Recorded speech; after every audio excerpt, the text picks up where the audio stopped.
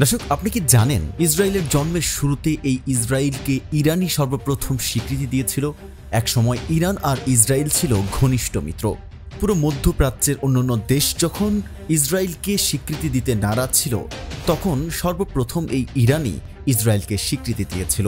কিন্তু হঠাৎ করে কি হলো, কবে, কেন এবং কিভাবে এই বন্ধুত্ব ভেঙে শত্রুতে হলো ইরান আর ইসরায়েল?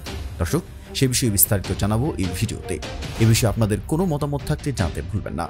দর্শক, 13 জুন সকালে ইসরায়েল ইরানের পারমাণবিক স্থাপনা ও সামরিক ঘাঁটিতে হামলা চালায়।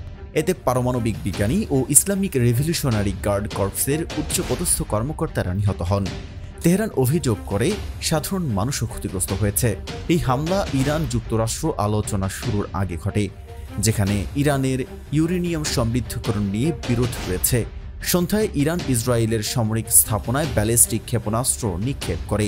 কিছু ক্ষেপণাস্ত্র আয়রন ডোম পেরিয়ে তেল আবিবের কেন্দ্রীয় এলাকায় আঘাত হানে। সংঘাত 5 দিন ধরে চললেও থামার কোনো লক্ষণ নেই। ইসরায়েলি প্রধানমন্ত্রী বেনিয়ামিন নেতানিয়াহু বলেছেন, যুদ্ধ শেষ হবে কেবল ইরানের সর্বোচ্চ নেতা আয়াতুল্লাহ আলী খামেনির মৃত্যুর মাধ্যমে। কিন্তু আপনি জানলে অবাক হবেন, 1948 সালে অধিকাংশ মুসলিম দেশ যখন ইসরায়েলকে স্বীকৃতি দিতে নারাজ ছিল, তখন শিয়া সংখ্যাগরিষ্ঠ ইরান ও তুরস্ক যুক্তরাষ্ট্রের মিত্র হিসেবে ইসরায়েলকে স্বীকৃতি দেয়। তখন ইরান পশ্চিমের সঙ্গে ঘনিষ্ঠ সম্পর্ক রাখত এবং ইসরায়েল ও ইরানের মধ্যে অর্থনৈতিক, সামরিক ও গোয়েন্দা সহযোগিতা ছিল। কিন্তু 1979 সালের ইসলামী বিপ্লবের পর ইরান ইসরায়েলের সম্পর্ক ভেঙে যায়।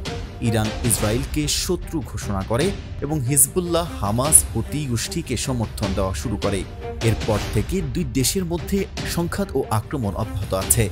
গত বছর ইরানের ক্ষেপণাস্ত্র হামলার জবাবে ইসরায়েল ইরানের ক্ষেপণাস্ত্র ঘাঁটি ধ্বংস করে। সম্প্রতি পারমাণবিক স্থাপনায় ইসরায়েলের হামলার পর ইরান কূটনৈতিক সম্পর্ক ভাঙার হুমকি দিয়েছে। এই যুদ্ধ দুশ্মনের বন্ধুত্ব থেকে শত্রুতার ইতিহাসের এক নতুন অধ্যায়ে প্রবেশ করল।